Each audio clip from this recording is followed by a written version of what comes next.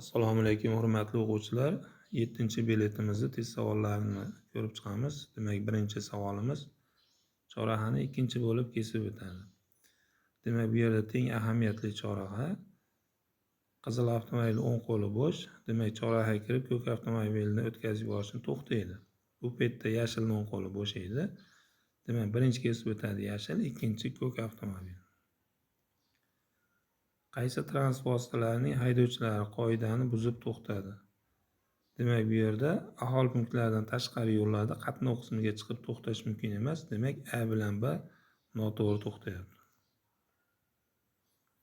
Qaysi belgi kesib o'tgan yo'llarda harakatlanayotgan transport vositalariga yo'l berishni yuklaydi? Demak, kesib o'tilayotgan yo'llarda deyapti. Ya'ni yo'l bering belgi. Ya'ni F3 javob. Temir yo'l kesishmasida umumiy xatar ishorasi sifatida quyidagi ishoralar turkumi xizmat qiladi. Demak, bitta uzun va 3 ta qisqa tovush ishoralari beriladi. Qaysi javobda chorrahadan o'tish tartibi to'g'ri ko'rsatilgan? Bu yerda teng ahamiyat chorraha o'ng qo'l qoidasi. Demak, velosipedning o'ng qo'li bo'sh, birinchi bo'lib velosiped, ikkinchi avtobus, oxiri avtomobil haydovchisi harakatlanadi. Demak, bu yerda to'g'ri javobimiz velosiped, avtobus, avtomobil. Haydovchi orqa g'ildiraklari yetakchi bo'lgan avtomobilning orqa o'qi sirpanib ketish boshlanganida to'xtatish uchun nima qilishi kerak? Demak, boshqaruv rulini sirpanish boshlanayotgan tomonga burish kerak.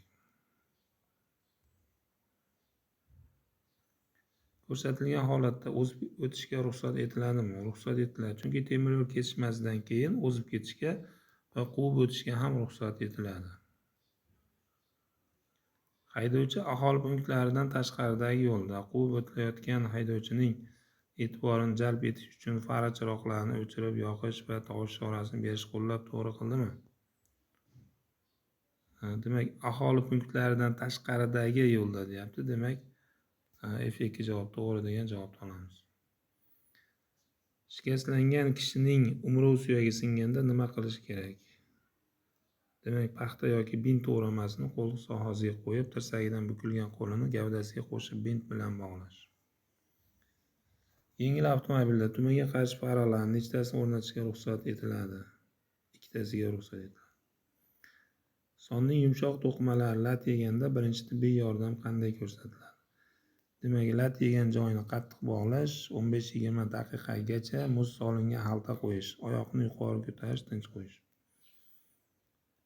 Agar yo'l boshlanishida ushbu belgi turgan bo'lsa, qatnov qismining chap chetidagi tasmaga o'tish mumkinmi? Demak, bu yerda bir sidirg'a chiziqni kesib o'tish mumkin emas va yo'nalish transport yo'lda harakat taqiqlanadi. Demak, hech qanday holatda mumkin emas. Qarama-qarshi yo'nalishdagi transportlar oqimi ikkita sidirg'a chiziqlar bilan ajratilgan yo'l nechta harakatlanish tasmasiga ega? Demak, ushbu chizig'imiz 4 ta va undan ko'p tasmaga ega. Qaysi transport vositalariga harakatlanish uchun ruxsat berilgan? Tartibga solishning orqa tomonidan harakat taqiqlanadi. Chap yelkadan, demak, mototsikl va yengil avtomobilga ruxsat etiladi. Avtomobillar chorrahadan quyidagi tartibda o'tadilar. Demak, bu yerda yashil bilan qizil avtomobil asosiy yo'lda, ko'k avtomobil esa ikkinchi darajali yo'lda. Demak, bu yerda birinchi bo'lib yashil avtomobil yuradi, chunki qizil avtomobilga nisbatan asosiy yo'lda o'ng tomonda. Ikkinchi bo'lib qizil bilan ko'k avtomobil bir vaqtda. Demak, yashil, qizil, ko'k bilan bir vaqtda. Sirpanchiq